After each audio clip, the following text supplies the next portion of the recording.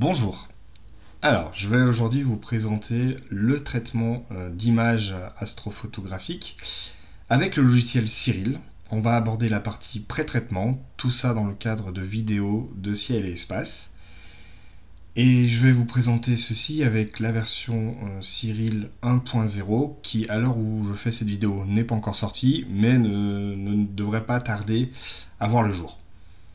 Voilà, donc le logiciel Cyril, vous avez ici sa fenêtre principale quand on le démarre. Voilà sur quoi on arrive.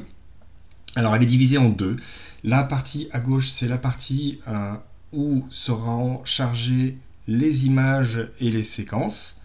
La partie à droite, c'est le volet dit de pré-traitement. Vous voyez, c'est un volet qu'on peut refermer si on désire. Il va comporter différents onglets. Chaque onglet correspond à une partie du pré-traitement. Donc, nous, ce que nous allons faire aujourd'hui, c'est étudier le pré-traitement de façon manuelle, car comme vous le savez probablement, Cyril permet également de faire du traitement par script. Quand on l'installe, il y a des scripts qui sont préinstallés avec Cyril. On peut les utiliser. Ça nous fait des traitements tout automatiques.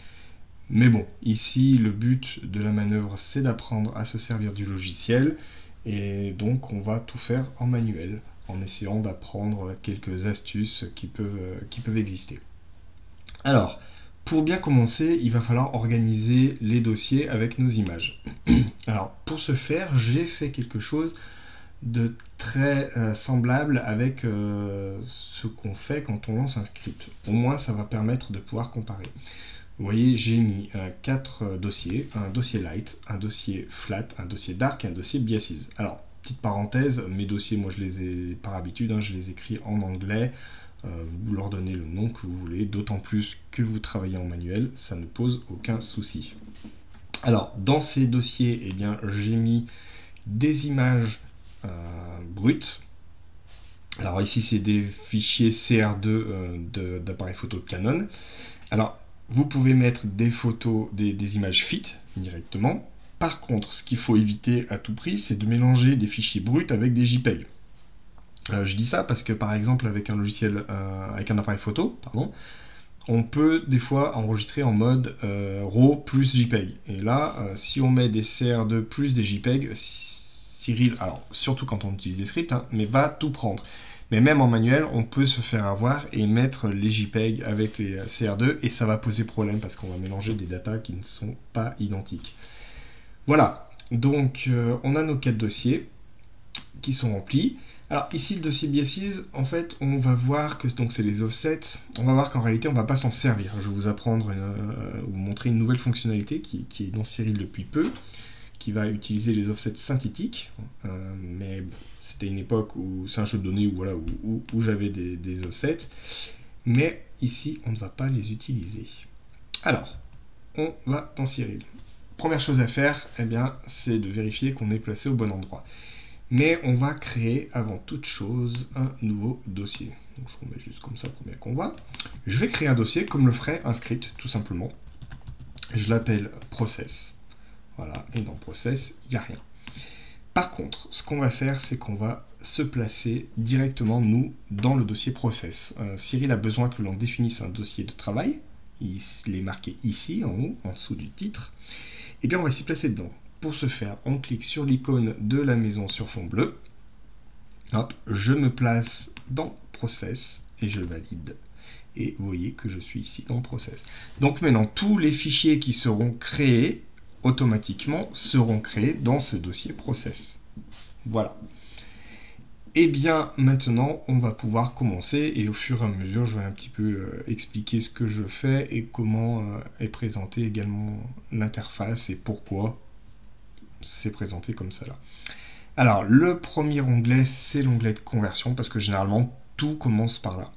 Surtout si on a des fichiers d'appareil photo, des fichiers RAW. Chaque appareil photo a son propre format de fichier. Les Canon vont utiliser des CR2 et maintenant même des CR3. Les Nikon vont utiliser d'autres, les Sony encore d'autres, et ainsi de suite. Donc c'est vraiment la jungle au niveau des formats photos, donc l'idéal est de les convertir parce que Cyril, lui, travaille avec les fichiers de type FIT qui sont un standard utilisé en astronomie. Alors, si vous utilisez une caméra astro, alors là, les fichiers sont en FIT. Mais c'est pas grave, on va quand même passer par la case conversion, à une nuance près. On a ici une petite case avec marqué lien symbolique qui est cochée par défaut. Et je vais vous demander idéalement de la laisser cocher. Voilà, Cyril se débrouille avec, il n'y a pas de souci. Même s'il n'y a pas de lien symbolique à faire. Mais qu'est-ce que c'est qu'un lien symbolique? Eh bien, si vous chargez dans l'onglet conversion, si vous chargez des fichiers FIT et que votre ordi permet de faire des liens symboliques, eh bien, au lieu de copier les FIT, il va créer un lien sur ces FIT, et donc en fait on va gagner de la place sur le disque dur, on va gagner du temps de calcul, et on ne recopiera pas bêtement des fichiers qui n'ont pas besoin d'être recopiés. Mais Cyril a besoin d'avoir une nomenclature très précise pour créer des séquences, donc en fait il va créer une séquence de liens symboliques, et tout ça, ça sera assez transparent à l'utilisateur, et surtout ça ne va pas prendre plus de place. Alors, sous Windows, il y a une petite notion à savoir, c'est que pour utiliser les liens symboliques, il faut aller dans Windows et dans les préférences et se mettre en mode développeur. Donc ça, c'est quelque chose qui est propre à Windows, mais je vous encourage tous à le faire. Sinon, si vous n'allez pas là-dedans, ça marchera quand même, sauf que Cyril copiera en dur les feats à la première étape, hein, et du coup, ça prend un peu plus de place sur le disque dur et ça prend un peu plus de temps de traitement. Voilà.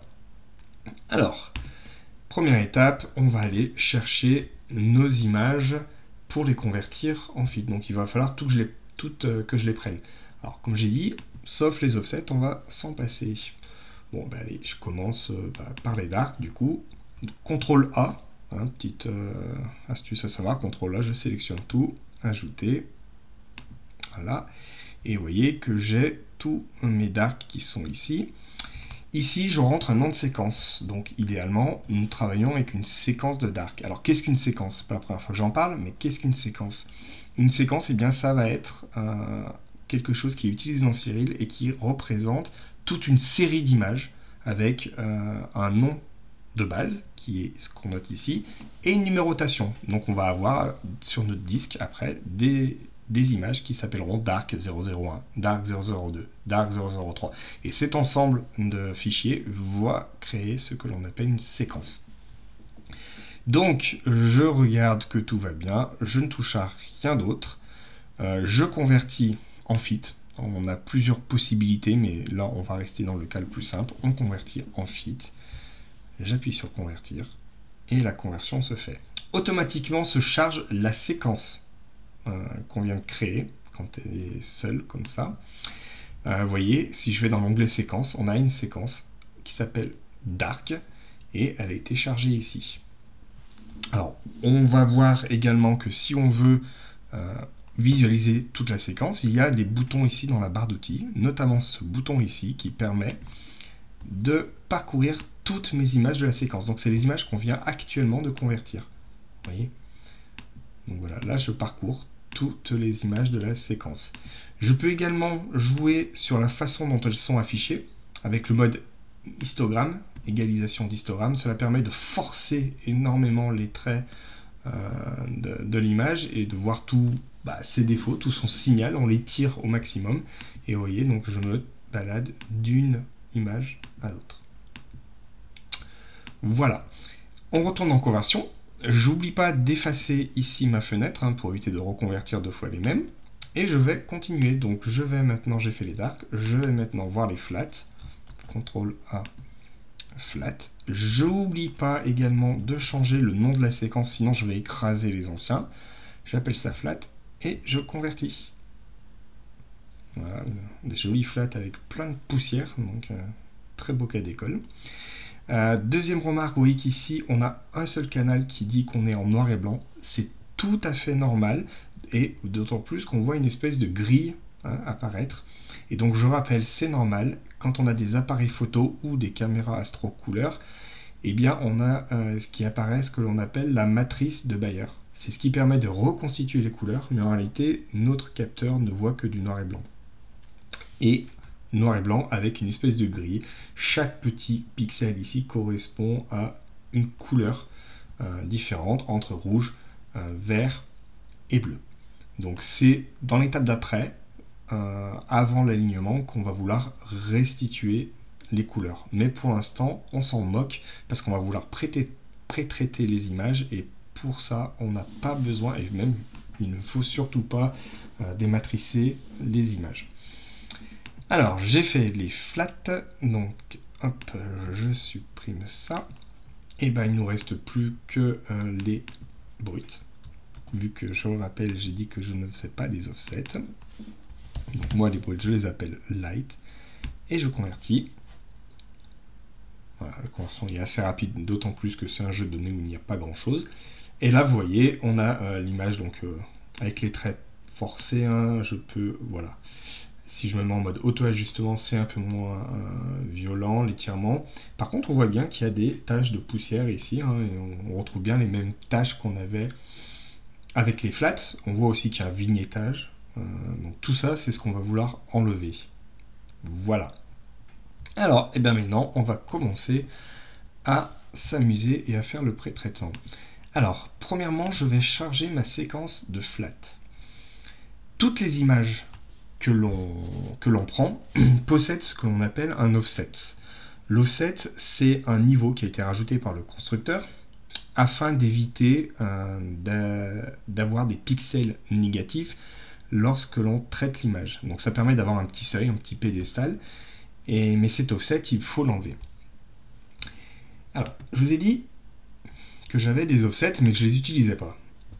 Je vais vous montrer à quoi ressemble un de mes offsets. Voilà. Alors, je vais le regarder en mode linéaire, volontairement. Ici, je pousse mes curseurs de visualisation à fond en bas et à fond en haut. Voici à quoi ressemble un offset. Si je fais clic droit et que je regarde cette statistique, on voit que j'ai une médiane à 2048 et surtout que je vais avoir très peu de bruit. Et on s'en rend compte en fait, donc si je reviens en mode histogramme ou même en mode ajustement, on voit qu'on a quelque chose qui est assez plat.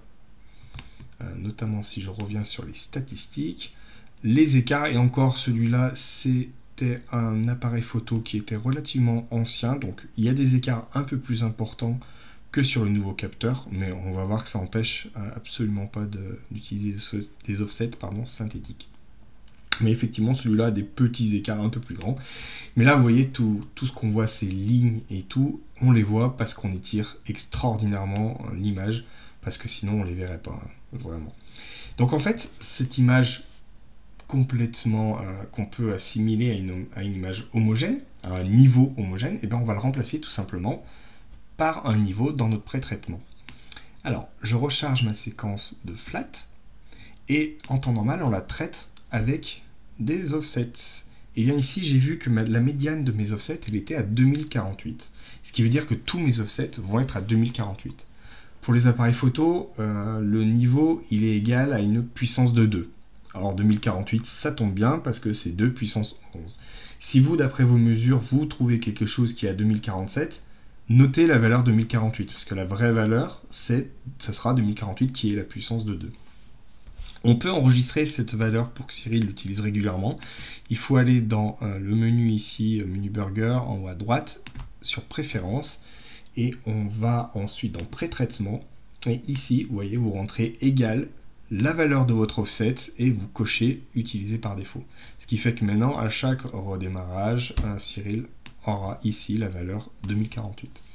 Donc moi, j'ai chargé ma séquence de flat, j'ai cliqué ici sur chercher séquence, j'ai cherché ma séquence de flat, je l'ai chargée, et je vais traiter avec mes offsets synthétiques, parce que du coup, c'est juste un niveau qu'on enlève. Je ne touche à rien d'autre. Je pré-traite. Hop, voilà. Et ça me crée très rapidement une haute séquence. Séquence chargée PP flat. PP pour pré-traitement, en fait, ou pré-traité en anglais. Vous voyez, et ça me l'a chargé automatiquement. Donc là, j'ai mes 3 premières séquences et ma dernière séquence que je viens juste de créer qui est chargée automatiquement. On voit pas de différence, hein. La seule différence, c'est qu'il y a un niveau qui a été enlevé. Voilà, maintenant ça c'est fait, on ne s'occupe plus des offsets. Ce qu'on va faire maintenant, eh bien on va tout simplement commencer à créer notre master dark. Donc pour créer notre master dark, autant pour moi, on a notre séquence de flat, on va créer d'abord notre master flat, tant qu'à faire. Donc pour créer notre master flat, on charge notre séquence pp flat, on va dans l'onglet empilement, et vous voyez ici automatiquement ça nous rentre le nom pp flat stacked, ça ne me gêne pas que ça reste comme ça. Par contre, on va se mettre en multiplication, en normalisation multiplicative. J'ai aussi très peu de flats, donc je ne suis pas sûr qu'un empilement par moyenne avec rejet soit très bien. Donc ce que je vais faire, c'est que je vais désactiver mes rejets. Ce n'est pas hyper important, vu que j'ai très peu de flats, ça ne pose pas de souci. Par contre, je ne coche absolument pas ça, et tout le reste, c'est bon. Je débute mon empilement. Voilà. Et là, j'ai donc mon master flat qui s'est chargé. Vous voyez ici, en haut à droite, j'ai le nom pp flat stacked. Donc, j'ai toujours ma séquence qui est chargée, mais là, ça me montre le résultat de l'empilement. Eh bien, je vais continuer. Il faut faire pareil pour le dark. Donc, je charge le dark et je crée, donc je retourne dans empilement, je crée mon master dark. Par contre, un master dark, on ne fait aucune normalisation. Voilà. J'ai un peu plus de dark. Allez, je peux me mettre en sigma clipping quand j'ai un peu plus d'images. Si vraiment j'avais beaucoup d'images, je me mettrais en winsorized par exemple. Et là, le sigma clipping, c'est très bien. Je ne touche à rien d'autre. Je laisse les valeurs de clipping par défaut et je regarde ce que ça donne. Donc, je fais mon master dark.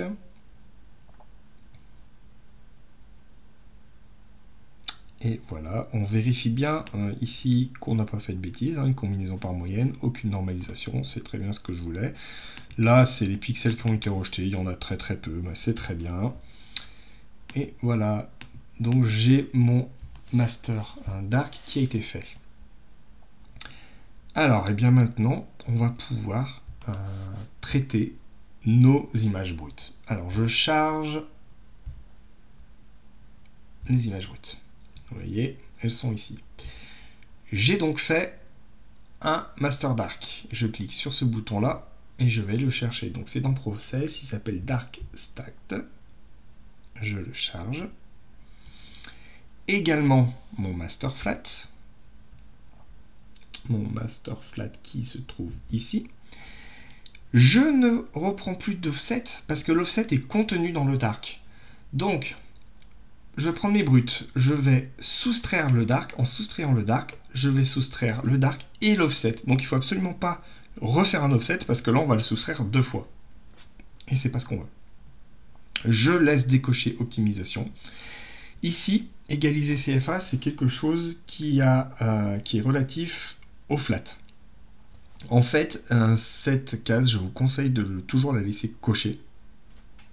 Si on a des appareils photo ou des caméras couleur, ça a un sens. Si elles sont noir et blanc, par contre, que ce soit coché ou non, ça ne changera rien. En fait, cette option permet de rendre le flat gris neutre afin qu'il ne modifie pas la balance de couleur des images pendant le pré-traitement. Alors, vous allez me dire oui, mais quand on fait le traitement, de toute façon, la balance, elle est pas bonne parce qu'on a une image qui est toute verte à la fin. Oui, parce que en fait la balance n'est pas faite, mais au moins on ne modifie pas les canaux par rapport à l'origine. Donc ça c'est important, surtout en photométrie, mais voilà, ça permet aussi de pouvoir utiliser des flats qui sont pas spécialement bien blancs, notamment quand on utilise des écrans LED et des trucs comme ça où on va avoir des flats un peu bleus. Bah, ça permet vraiment de ne pas avoir de problème avec ça. Donc vous le laissez toujours cocher idéalement. Cette case également, vous la laissez cocher. Cette case-là, c'est pour les gens qui ont des fichiers des appareils photo avec des capteurs X-Trans, alors notamment les appareils photo Fuji. Donc là, je vous conseille de la cocher, mais si vous avez des problèmes d'artefacts, ces appareils montrent des fois certains artefacts avec un carré en plein milieu d'un dark. Bon. Si vous avez ce genre d'appareil, vous êtes au courant d'avoir ces artefacts, donc si vous êtes dans ce cas, cochez, sinon ne vous en occupez pas. Cette partie-là concerne la correction cosmétique. On enlève en fait les pixels chauds ou froids de l'image en fonction du master dark. Alors, premier truc à faire, on clique sur estimer. Et on a des valeurs ici qui apparaissent pour savoir si on doit modifier quelque chose en haut. Alors, ici est coché CFA, c'est très important de le cocher parce qu'on a des images qui sont couleurs et donc qui sont de type actuellement CFA pour Color Filter Array. C'est-à-dire, comme je vous ai dit tout à l'heure, si on zoome dessus, on voit la matrice de Bayer. Alors, petite parenthèse aussi, je sais que beaucoup de personnes cherchent comment faire pour zoomer dans Cyril. Pour zoomer ou se déplacer. Pour zoomer, c'est très simple. Alors, hormis les boutons qu'on trouve ici, sur la barre d'outils, pour zoomer, eh bien c'est CTRL, on appuie sur la touche CTRL du clavier et plus molette de la souris. Voilà, et on zoome sans aucun problème. Pour se déplacer, c'est toujours la touche CTRL et on clique sur l'image et on déplace la souris. Donc voilà, une fois que vous savez faire ça, vous pouvez très facilement et très rapidement vous déplacer dans l'image. Et si on clique ici, on remet l'image à la taille de l'écran. Voilà. Donc ici, j'appuie sur estimer et je vois que j'ai rien de noté en rouge dans froid et dans chaud, donc dans les pixels rejetés. Si c'était affiché en rouge, ça voudrait dire qu'il y en a trop. Et donc dans ce cas-là, il faudrait soit décocher, sigma froid ou sigma chaud, selon là où il y en a trop, soit changer les valeurs des sigma pour diminuer la valeur des pixels, le nombre de pixels rejetés. Voilà. Et enfin, je coche cette case-là, parce que cette case-là, en fait, une fois que le pré-traitement, donc la calibration avec les darks et les flats, sera exécutée, eh bien, on va dématricer les images pour obtenir les couleurs. Si vous oubliez de décocher cette case, vous aurez des images noir et blanc. C'est pas irrémédiable, parce qu'après, on peut, dans l'outil conversion, là, dans l'onglet conversion, on peut recharger les images pré-traitées et les dématricer. Mais bon, tant qu'à faire, si on le fait ici, on le fait en une passe et c'est pas mal. Donc je clique là-dessus et vous voyez que dans la console s'affiche tout un lot d'informations et notamment quel type de filtre CFA est utilisé, la matrice de Bayer. Et c'est en train de faire le pré-traitement et également de dématricer. Voilà. Ceci a été fait. Et donc là, on voit maintenant que j'ai un canal rouge, un canal vert, un canal bleu et un canal global, le canal rouge, vert, bleu, RVB. Vous avez des images qui sont vertes, ne vous inquiétez pas, c'est normal et ça se corrige très très bien par la suite. Ce qu'on peut noter surtout, c'est que vous voyez, si je switch un petit peu là sur la séquence donc non pré-traitée light, vous voyez, on a les défauts vignettage, les poussières ici. On les verra peut-être même mieux en histogramme, voilà. Et si je passe sur la séquence pré-traitée, bah, tout ça est parti. On a quelque chose qui est plat et dépouillé de tout défaut optique. Donc c'est que nos flats, ils ont bien marché. Voilà. Donc maintenant que j'ai une séquence PP Light qui s'est automatiquement chargée, hein, mais vous pouvez vous naviguer, la récupérer, il n'y a pas de problème, eh bien on va vouloir l'aligner. Alors, on va dans l'onglet Alignement. Cyril possède plusieurs types d'alignement. On va en utiliser qu'un seul ici, qui est l'alignement global, pour ciel profond. Alors, aussi, à cette étape, avant de faire l'alignement, moi, ici, je ne vais pas en avoir besoin, je ne vais pas le faire, mais sachez qu'on pourrait aller faire une extraction de gradient d'ordre 1 généralement, parce que plus l'ordre est petit, plus on corrige des gradients simples, et ça permettrait de retirer des gradients si par exemple vous avez pris des photos avec la lune ou pas loin de pollution lumineuse. Ici vous avez un bouton pour appliquer le traitement à la séquence, et en fait ça vous créerait une nouvelle séquence qui commencerait par le préfixe BKG. Alors ça peut être utile si voilà, vous avez de la lune, que vous avez des gradients complexes. ça évite à la fin de se retrouver avec quelque chose qu'on n'arrive pas à enlever. Ici, on n'en a pas besoin, mais sachez que ça existe. Donc, je prends l'alignement global et je n'ai à peu près rien, non, je n'ai rien à changer dans le reste. Je ne fais pas de drizzle, j'ai pas envie de partir ici dans le drizzle qui serait absolument pas nécessaire. Je sais que beaucoup en font, mais des fois sans vraiment savoir pourquoi ils le font, ça rajoute du temps, ça rajoute de l'espace disque et c'est pas forcément nécessaire. Donc voilà, ça va me créer des images avec un préfixe R pour registered et donc j'aligne. Donc vous voyez, il y a très peu de choses à cliquer, hein, c'est assez automatique. Donc là, Cyril détecte des étoiles par rapport à l'image de référence. Par défaut, l'image de référence, si nous ne l'avons pas choisie nous-mêmes, c'est la première image. Après, à la fin de l'étape d'alignement, par contre, il va choisir l'image qui a la meilleure FWHM, c'est-à-dire qui a les meilleures étoiles, et il va la prendre pour image de référence. Donc, ici, nous avons une nouvelle séquence qui commence bien par R. L'image de référence semble être l'image 1 toujours. Donc, ça veut dire que c'est celle qui avait la meilleure FWHM. Donc, vous voyez ici, si je charge donc mes images de la séquence, on voit effectivement que maintenant, on a des valeurs ici. Donc, FWHM pour largeur à mi-hauteur des étoiles. Plus cette valeur est petite, plus les étoiles sont fines, et on dit que généralement les images sont donc de meilleure qualité. On a une autre façon de voir, c'est ici dans l'outil graphique. Donc si je vais dans graphique, eh bien on peut voir que nos images sont assez homogènes, sauf pour une. On a ici une image, donc je passe dessus, je clique, et je peux afficher cette image. Donc c'est l'image 7. Donc ça me l'affiche ici, et on voit effectivement, si je zoome, que mes étoiles sont pas belles. Eh bien je peux la décocher. Cyril ne s'en occupera pas, on ne fera pas le traitement avec cette image parce qu'elle n'est pas belle et qu'elle n'apporte rien. Alors, il y en a qui disent si, elle pourrait apporter un peu de fond de ciel et tout, mais bon, je vous montre comment on peut supprimer une image dont on ne veut pas. Les images ont été alignées, il ne reste plus qu'à les empiler. Donc de même que tout à l'heure, quand on faisait les masters, eh bien on va aller dans l'onglet empilement. On prend un empilement par moyenne avec rejet des pixels déviants. Cette fois-ci, la normalisation, on se met en additive avec mise à l'échelle. On peut cliquer sur la normalisation en sortie, c'est-à-dire qu'il va étirer l'image pour qu'elle prenne toute l'amplitude possible. Ça permet de gagner un petit peu en dynamique.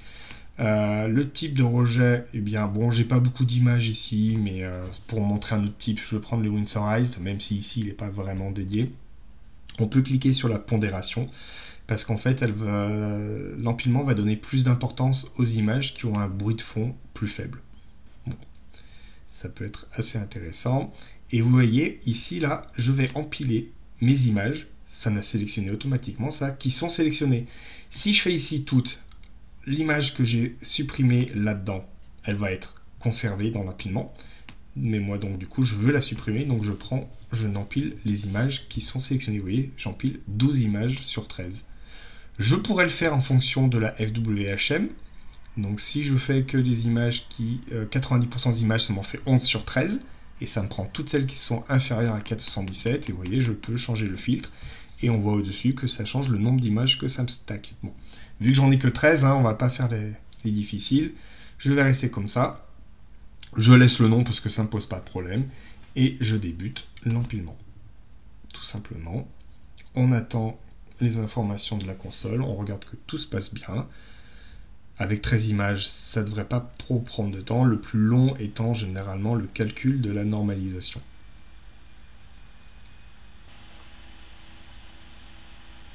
Voilà, la normalisation a été faite. Débute l'empilement. Donc toujours regarder ici à la barre de progression de chaque tâche en fait, avec la tâche en cours, en plus de ce qui se passe dans la console. J'en profite de l'empilement pour vous dire ici que si vous voulez un jour exporter un log parce que vous avez un problème, vous voulez montrer des choses aux gens ou pour montrer des bugs, vous pouvez avec ce bouton là ici, exporter log, vous pouvez récupérer tout ce qui est marqué là-dedans sous forme de fichier. Voilà, 58 secondes plus tard, l'empilement est fini. Et donc on voit ici notre image finale. Hop, je me place comme ça en mode ajusté à l'écran.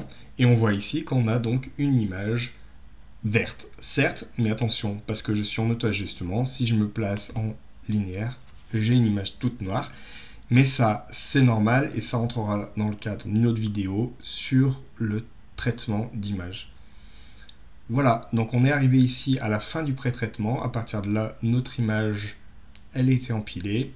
Et maintenant, ce qu'on va essayer de faire, c'est de récupérer les bonnes couleurs et de faire ressortir le signal. Voilà, je vous remercie.